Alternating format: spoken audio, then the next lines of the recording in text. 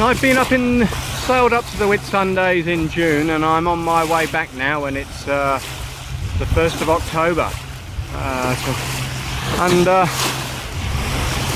Just leaving Airlie Beach Marina, just filled up with water. And in my new boat, which is a Nolex 30. It's a very good boat. Sailed it up, but there was no wind all the way up. Basically, I just was most I had was about 20 knots, and I'm heading home now in about a 15 knot northeaster, which will be ideal to get me going. And I hope to just sail through the night and end up at Scarfell or at Percy Islands. I'm not sure yet. When I get tired and fed up, I'll pull in.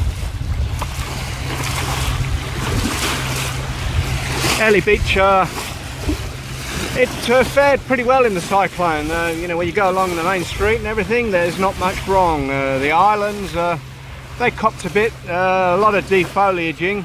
All the leaves are gone, and the trees, but they're slowly coming back, and everything's looking pretty good.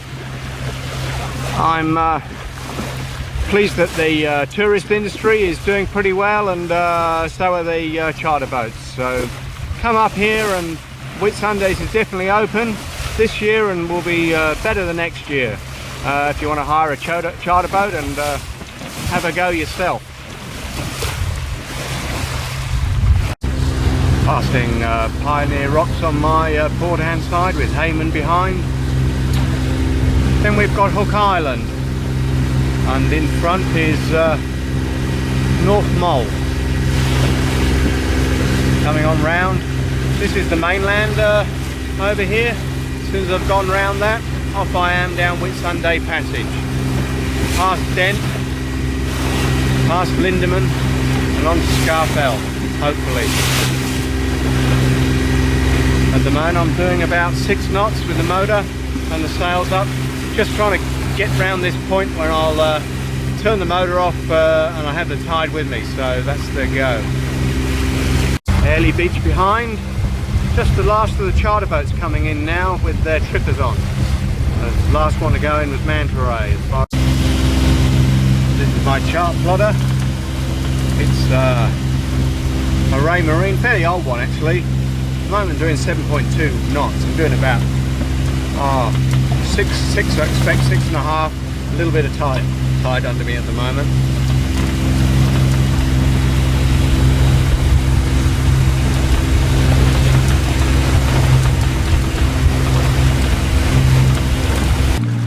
Walked that a few times this year. I think I must have walked to the top of that island, about 5 or 6 times. My wife came up and my son, and we used to walk it about this time of night now, and then come down with our little headlamps on. Down there, I'm where the islands are. There's a gap, and on your port hand side there is Dent Island. That's what we're going to head past. There's a lighthouse on that. And that's basically Whitsunday Passage, where and you carry on down through there, and that's the way Cook came through the islands.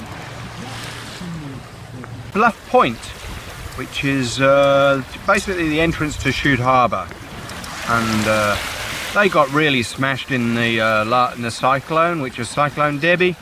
All the pontoons got washed away basically. Quite a few boats got wrecked in there, and basically, I don't think it's going to come back. I think the boats have mainly moved now to Airlie Beach, to a new marina there, and there's Sunsailor operating out there now, but I don't know how you get insurance on a mooring now after seeing all the boats turn up on the beach twice now. I think the insurance companies for insuring on a mooring be pretty prohibitive in Chute Harbour.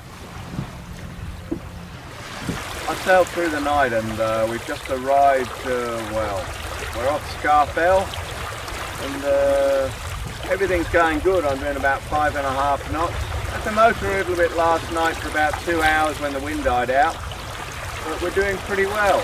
So I'm heading another 10 hours now, and that is to the Percys. And if I feel okay to go through another night, I'll head on to Yeppoon. I've got to put the hammer down and get home. My wife's not very well, and nor am I actually. Basically, that there is called the Sphinx, that rock, and we're coming up towards the Percys.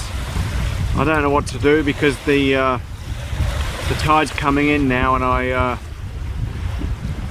wanted to go around the top of the Percys, but the tide will be dragging me down into them. So I'm gonna give it a go and see if I can go to windward a bit more and get round the top of the Percys.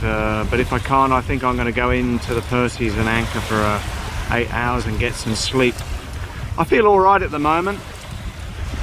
I've been sleeping all day basically, and half the night, so I feel pretty good, but I've got a medical condition at the moment, so I've got to take things very, very easy, steadily, and yeah, which is a bit of a worry, but I can't afford to. I've got to push on home, and I can't afford to. A fair wind is what I need, so, and I've got a fair wind at the moment, so I've just got to keep this boat pointing in the right direction.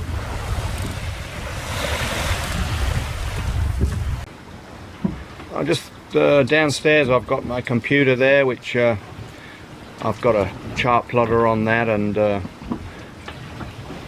but this is the inside of Artemis.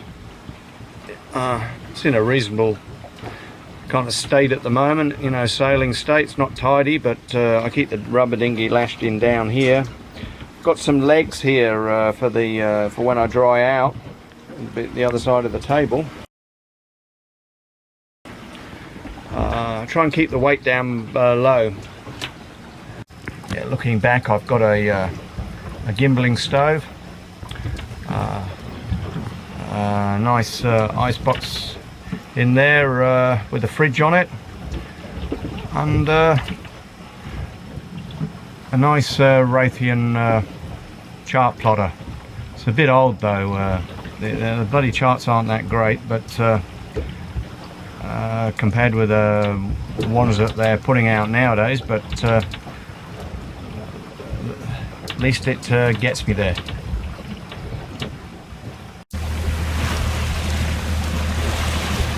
I've been going 24 hours now, and in 24 hours I've managed to make 120 nautical miles.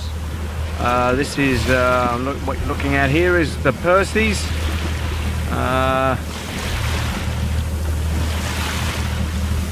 And they're quite a nice island, and somebody lives on them, on this one here, and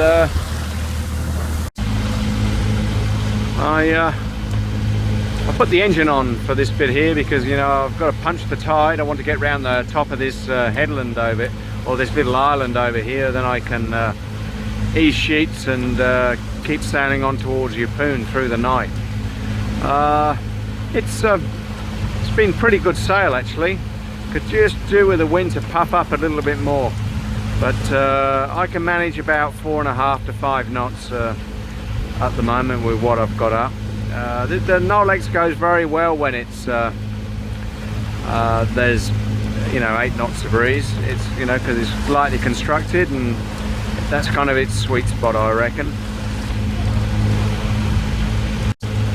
It's nice having a nice Yanmar engine purring underneath the boat. A bit noisy. I wear earplugs when I go downstairs. I was thinking of putting a lot more insulation around the engine, but that adds weight, and I can't afford the weight for when I want to tow it. So I put the earplugs that are lighter. That's what I decided. And I'm carrying at the moment about 70 litres of fuel, so 70 litres will last about 35 hours, so at 5 knots. So it gives you a better, you know, a bit more capability than the old outboard.